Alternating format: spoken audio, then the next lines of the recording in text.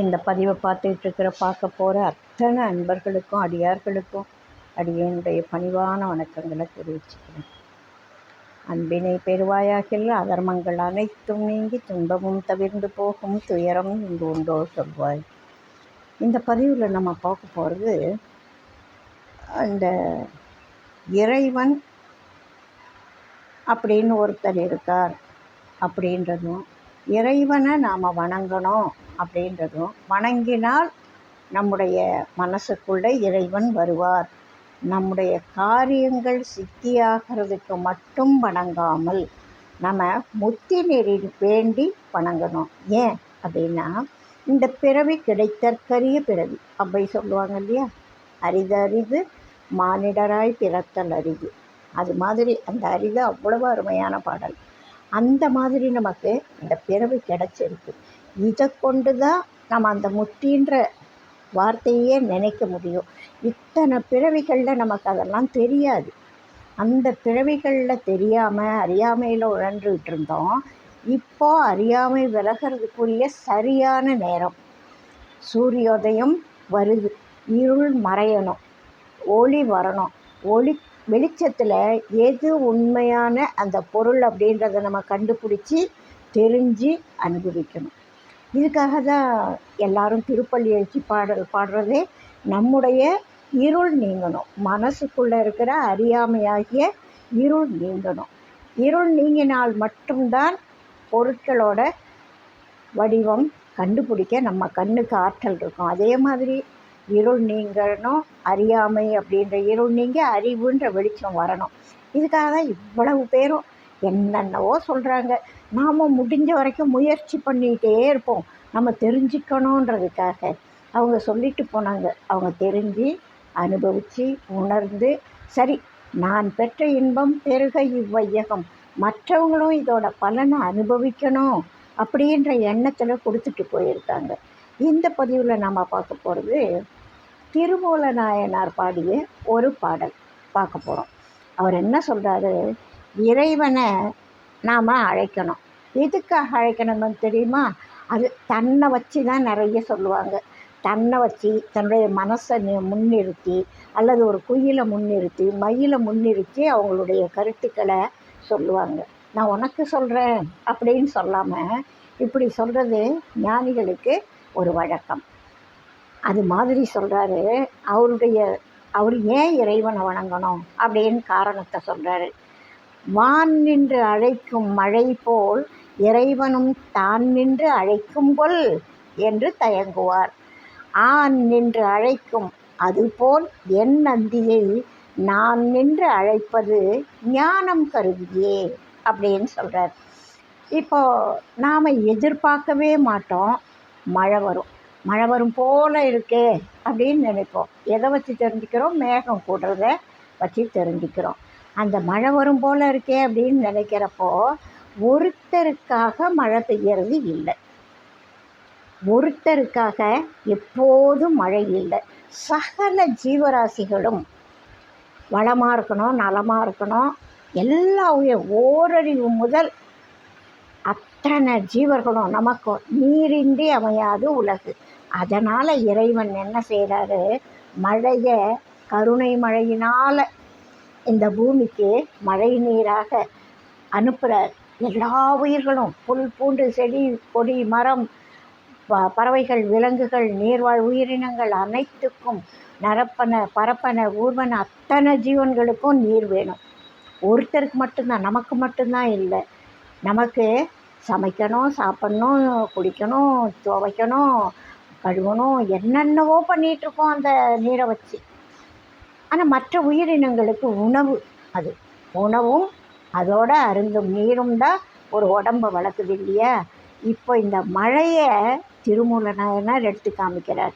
வான் நின்று அழைக்கும் மழை போல் இறைவனும் தான் நின்று அழைக்கும் கொள்.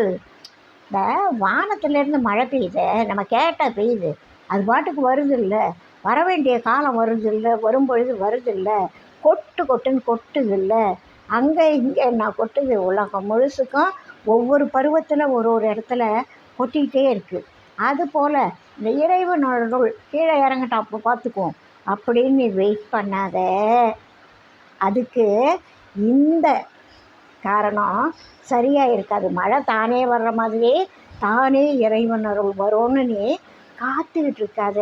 அப்படி காத்துக்கிட்டு இருந்தீங்கன்னா காலத்தை விரயம் பண்ணுறேன்னு அர்த்தம், அறியாமை உங்ககிட்ட இருக்குதுன்னு அர்த்தம்.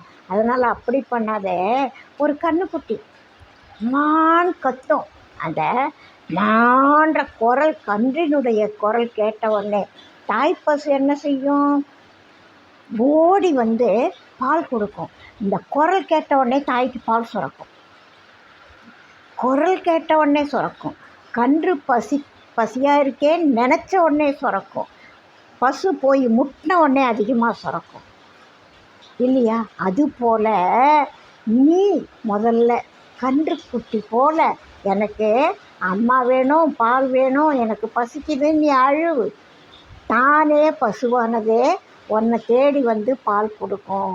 நீ உன்னை கட்டி போட்டிருந்தா கூட பசு கயிறு அறுத்துட்டு கூட கன்றுக்கு வந்து பால் ஊட்டும். இதெல்லாம் நம்ம வாழ்க்கையில் நிறைய பார்த்துருக்கோம்.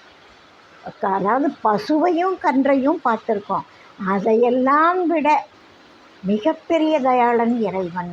அவன் என்ன செய்வான்? இந்த கன்று அழும் பொழுது, குரல் கொடுக்கும் பொழுது, பசியாக இருக்கும் பொழுது எப்படி தாய்ப்பசு ஓடி வருதோ அதை விட வேகமாக ஓடி வருவான்.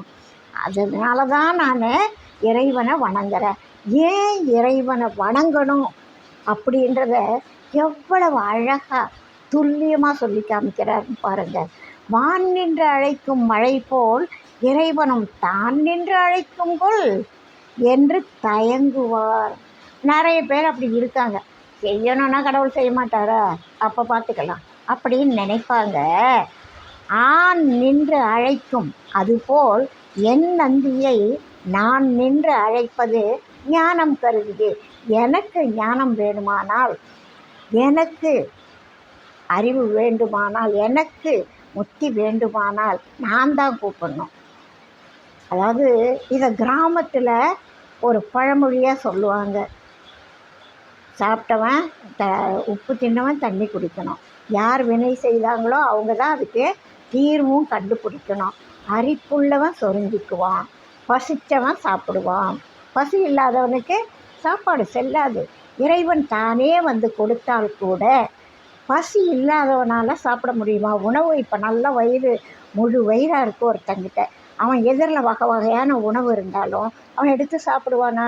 இப்போ எனக்கு வேண்டாம், ஏன்னா எனக்கு பசி இல்லை அப்படின்வான். அதனால் பசித்தவனுக்கு உணவு கொடுத்தால் பிரயோஜனம். தேவை உள்ளவர்களுக்கு அந்த பொருளை கொடுக்கணும். இது சாதா பொருளுக்கே இப்படி. முத்தி நெறி என்ன சாதாரண விஷயமா? இறைவனோட திருவடி நிழல்ன்றது சாதாரண விஷயமா?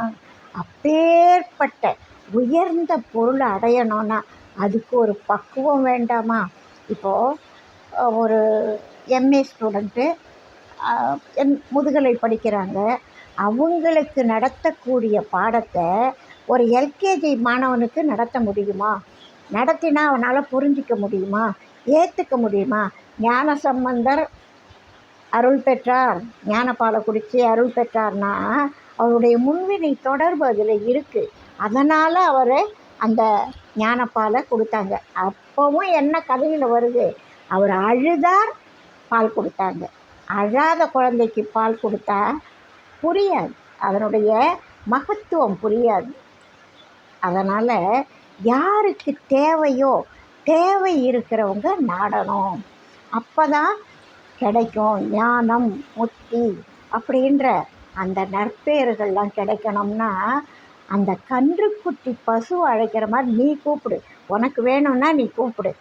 வேணுன்றவங்க கேட்கணும். கேளுங்கள் கிடைக்கும் என்றார். தேடுங்கள் கிடைக்கும், தட்டுங்கள் திறக்கப்படும், கேளுங்கள் கொடுக்கப்படும். இதையெல்லாம் பெரியவங்க சொல்லி வச்சுருக்காங்க இல்லையா? எல்லாருக்கும் இது ஒரு மதத்தாருக்கு அல்ல.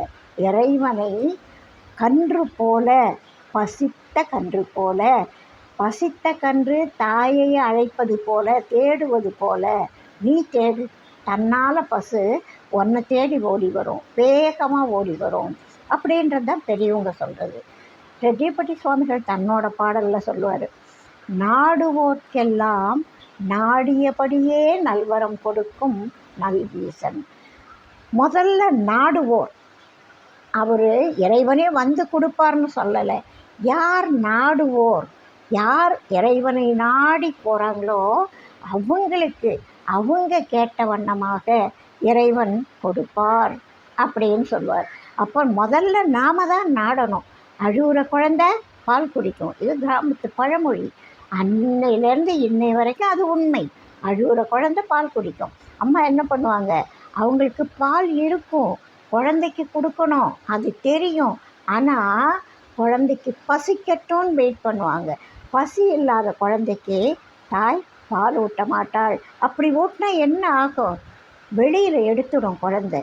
அப்போது குழந்தைக்கு பசி வரும்பொழுது தான் தாய் பால் கொடுப்பாள். எல்லா உயிரினத்துக்கும் தெரியும்.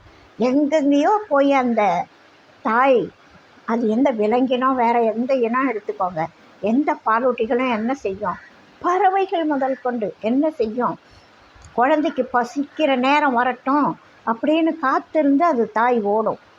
குட்டிகள்லாம் விளையாடி, ஒரு நாய் ஒரு பூனை எதுவாக இருக்கட்டும், அந்த குட்டிகள்லாம் விளையாடிட்டு இருக்கோம், தாய் பேசாமல் படுத்திருக்கோம்.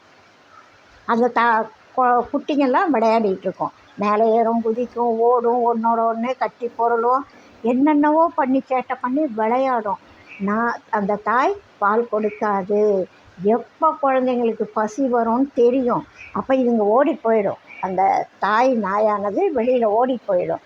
போயிட்டு அதுக்கு ஆகாரம் வேணும் இல்லையா, அது சாப்பிட்டுட்டு வந்து குழந்தைங்களுக்கு அது எங்கே இருந்தாலும் தேடிட்டு வந்து பால் கொடுக்கும். இது எல்லா உயிரினத்துக்கும் தெரியுது.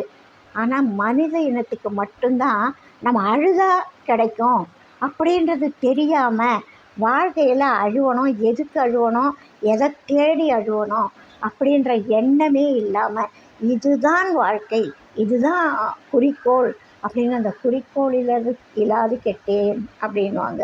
அதுபோல் நம்ம எதை தேடி ஓடணும் அப்படின்றதே தெரியாமல் இறைவனை ஏன் தேடணும், எதுக்காக தேடணும், அப்படி தேடினா என்ன நன்மை, எல்லாம் காரிய சித்திக்காக கோவிலுக்கு போகிறாங்களே தவிர உண்மையான இறை நாட்டத்தோடு போகிறவங்களோட எண்ணிக்கை மிக மிக குறைவாக இருக்கிறது.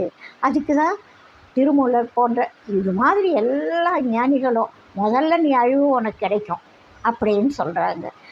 அதே மாதிரி சுவாமிகள் இன்னொரு பாடல், அன்பினை பெருவாயாகில் அப்படின்ற பாடலில் சொல்கிறாரு, நான் நீ ஒருவேளை நான் கூப்பிட்றப்ப நீ மறுத்துடுவியோ அப்படின்னு சொல்லி ஒருவேளை மறந்துட்டியோ அப்படின்லாம் நான் நினைப்பேன். மறந்து விட்டால், அப்படி மறந்துட்டியா அப்படின்னு நினைக்கிறேன். அப்படி மறந்துட்டீன்னா என்ன அனுதினமும் பால் ஊட்டி வளர்த்ததாரு, ஒருவேளை நீ மறந்துட்டியோ, நான் கூப்பிட்றது உனக்கு காது கேட்கலையோ அப்படின்லாம் கூப்பிடுறாரு இறைவனை. அப்புறம் சொல்கிறாரு, இது வரைக்கும் நீ மறந்துட்டேன்னு நான் குற்றம் சொன்னேன், இது வரைக்கும் என்னை வளர்த்தது யார், நீ தானே, அனுதினமும் பாலூட்டி வளர்த்ததாரு. இன்றைக்கி நான் இவ்வளவு தூரம் வளர்ந்துருக்கேன்னா எனக்குள்ளவே இருந்து என் கூடவே இருந்து என்னை வளர்த்து ஆளாக்கி இந்த அறிவை வர வைக்கிறதும் அந்த இறைவன் தானே. என் கூடவே இருந்து வளர வைக்கிற அந்த இறைவன் இல்லாமல் எனக்கு ஏன் இதெல்லாம், நானார் என் நெஞ்சமார் அப்படின்வார் மாணிக்க வாசகர். அது போல் எனக்கு ஏது இதெல்லாம், எல்லாம் இறைவனால் கொடுக்கப்பட்டது. இந்த உணவு பொருளே பாருங்கள், இந்த உலகத்தில் அந்தந்த ஜீவராசிக்கு தேவையான உணவு இந்த உலகத்தில் படைக்கப்பட்டிருக்கு. எத்தனை ஜீவன் இருந்தாலும் அத்தனை ஜீவனுக்கும் உரிய உணவு இங்கே படைக்கப்பட்டிருக்கு. அது தேடி எடுக்கிறதுல தான் வேறுபாடு இல்லையா. அது போல் சொல்கிறாரு, மறந்து விட்டால், நீ மறந்துட்டியோன்னு நான் நினச்சேன், மறந்து விட்டால் இன்று வரை அனுதினமும் பாலூட்டி வளர்த்ததாரு, கறந்து கறந்து ஆவின் தன் கன்றுக்கு பாலூட்டும் கதையைப் போல சிறந்து என்னை நீ வளர்த்து விட்டாய் செல்வனே, இனி வேறு சிந்தையுண்டோ. இறைவா, இந்த கண்ணுக்குட்டிக்கு பால் ஊட்டுதே பசு, அது போல் நீ என்ன இன்னை வரைக்கும், இப்போ வரைக்கும், இந்த நொடி வரைக்கும் நீ சிறப்பாக வளர்த்துருக்க. நான் போய் உன்னை நீ மறந்துட்டியோன்னு நினைக்கலாமா? தப்பு. அப்படியெல்லாம் இல்லை. நீ கன்றுக்கு பால் ஊட்டுற தாய் பசுவை போல் சிறப்பாக நீ என்னை வளர்த்துருக்க செல்வனி. இவ்வளவு செய்தல்ல, இவ்வளவு நாள் பார்த்துட்டல்ல, பொன்னை தவிர எனக்கு வேறு சிந்தை இருக்குமா? செல்வனே, இனி வேறு சிந்தையுண்டோ? அதாவது வேறு சிந்தையுண்டோன்னு மற்ற ஆசா பாசங்களில் என் மனம் செல்லாது, மலங்களில் என் மனம் நாடாது. அதை சொல்லிட்டு பிறந்து பிறந்து உழல்கின்றேன், பிறந்து பிறந்து பிறந்து இந்த பிறவிச் சுழலில் உழல்கின்றேன், பிறப்பருக்கு அருள் செய்யும் பேரூரானே அப்படின்னு சொல்வார். அதுபோல் எல்லாரும் முதல்ல அழணும். அதாவது அதுக்கும் முன்னாடி பசி வரணும். பசி வரணும், பசி வந்துடுதுன்றதை உணரணும். பசித்தா எங்கே சாப்பாடு கிடைக்கும்னு தெரியணும். தெரிஞ்சு எனக்கு சாப்பாடு வேணும் அப்படின்னு கேட்கணும். கேட்டால் கன்றுக்குட்டிக்கு பாலூட்டும் தாய் பசுவை போல இறைவன் நம்மை நோக்கி வந்து நம்முடைய தேவைகளை பூர்த்தி செய்வார் அப்படின்றது மகான்களுடைய உத்தரவாதம். திருமூல நாயனார் நந்தியோட மாணவர். அதாவது சிவன் உமைக்கு சொல்ல, உமையம்மை நந்தியம்பெருமானுக்கு சொல்ல, நந்தியம்பெருமான் திருமூலருக்கு உபதேசம் செய்தவர். அப்போ யார் அவருடைய குருன்னு பாருங்கள், அவருடைய பொசிஷன் என்னன்னு பாருங்கள். அவர் என்ன சொல்கிறாரு? இந்த மழை தானே பெய்யுதில்ல, அது போல் கடவுள் வந்து கொடுப்பார்ப்பா, அதாவது காலம் வர்றப்ப நடக்கும்ப்பா. அப்படி சோம்பலாக இருந்து காலத்தை அவரே போக்கி விடாதே. உனக்கு பசி வரணும், நீ கேட்கணும், நீ அழணும். அப்போ தான் உன்னோட தாய்ப்பசு உன்னை தேடி வந்து பால் கொடுக்கும் அப்படின்னு சொல்லக்கூடிய இந்த பாடல் மிக அருமையான ஒரு பாடல். இன்றைய தேவை மனுஷாளுக்கு எது தேவைன்னு தெரியல. ஒரு செல்ஃபோன் இருந்தால் போதும், ஏதோ ஒரு ஆர்டர் பண்ணி ஏதோ ஒரு சாப்பாடை சாப்பிட்டுட்டு ஃபோன்லேயும் கம்ப்யூட்டர்லேயும் காலத்தை போக்கக்கூடியவர்கள் ஏராளமாக இருக்காங்க. வேலைக்கு போனோம், சம்பாதிச்சோம், சாப்பிட்டோம், தூங்கிட்டோம். இது வாழ்க்கை அல்ல, இதுக்கும் மேலே இருக்குது. இதை முதல்ல நாம் உணரணும். அதாவது இந்த வாழ்க்கையினுடைய லட்சியம், உண்மையான குறிக்கோள், உண்மையான லட்சியம் என்ன, இந்த பிறவியோட பயன் என்ன, இந்த பிறவியோட முக்கியத்துவம், அதாவது நம்ம அடைய வேண்டிய உச்சகட்ட பொருள் என்ன, இதை தெரிஞ்சுக்கிட்டால் மட்டும்தான் பசி வரும். குறிக்கோளே இல்லாதவங்களுக்கு, எங்கே போகணுன்னே தெரியாதவங்களுக்கு எங்கே போக முடியும்? பயணமே இருக்காதுல்ல. நம்ம எங்கே போகணுன்ற குறிக்கோள் இருந்தால் தான் பயணம். அப்படி குறிக்கோளே இல்லாதவங்க திரும்ப திரும்ப பிறந்துக்கிட்டே சுற்றிக்கிட்டே இருப்பாங்க இல்லையா? குறிக்கோள்னு இருக்கிறவங்களுக்கு மட்டும்தான் அதை நோக்கிய பயணம் இருக்கும். பயணம் எப்போ நிறைவுறும்ன்றது அவங்களுடைய பயண வேகத்தை பொறுத்தது. ஆனால் பயணப்படணும் அப்படின்ற எண்ணம் எந்த ஆன்மாவுக்கு வருதோ, இது வேண்டாம் இது வேணும், அதாவது இருவினை ஒப்பு வேண்டுதல் வேண்டாமை அதெல்லாம் வேறு. ஆனால் இந்த பிறவிச் சுழல்லேருந்து நம்ம தப்பிக்கணும், பிறந்ததெல்லாம் போதும், பட்டதெல்லாம் போதும் அப்படின்னு சொல்லி நம்ம இன்னதை அடையணும். நம்முடைய குறிக்கோள் என்னென்னா இந்த பிறவி பிணியிலிருந்து நீங்கிறது அப்படின்றது இல்லையா? அந்த குறிக்கோள் யாருக்கு வருதோ அவங்களுக்கு கன்றுக்குட்டியின் குணம் அவங்கக்கிட்ட வரும். தாய்ப்பசுவோட குணம் இறைவனே தாய்ப்பசுவாக வந்து இந்த கன்றுகளை பசு பாசம் அப்படின்னு சொல்கிறாங்க. இப்போ நம்ம கன்று இறைவன் தாய்ப்பசுவாக நம்மை காப்பான் அப்படின்னு இந்த பதிவில் அவர் சொன்னார். ஏன் நாம் இறைவனை வணங்கணும்னு சொன்ன காரணம் எவ்வளவு இன்றைக்கி தேவைப்படக்கூடிய காரணம் அப்படின்றதுனால இந்த பதிவில் அதை சொன்னேன். வாழ்க வளமுடன், வாழியன்னாலும் மெய்மெய் வாழ்க நல்லறங்கள் எல்லாம், வாழிய பெரியோன் நாமம் வாழியே வாழி வாழி. மழை வர்ற மாதிரி இறையருள் எல்லாருக்கும் முத்து நெறிய கொண்டு வந்து கொடுக்காது, கேட்குறவங்களுக்கு கிடைக்கும். இது அவங்கவுங்க தனித்தனியாக அனுபவிக்க வேண்டிய, உணர்ந்து அனுபவிக்க வேண்டிய ஒரு விஷயம். அதனால் அவங்கவுங்க கேட்கணும். இது பொதுவான மழை அல்ல, அவங்களுக்கு கிடைக்கக்கூடிய அட்சய பாத்திரம், அருள் மழை. அதில் நனையிறதுக்கு எல்லாரும் வாங்க.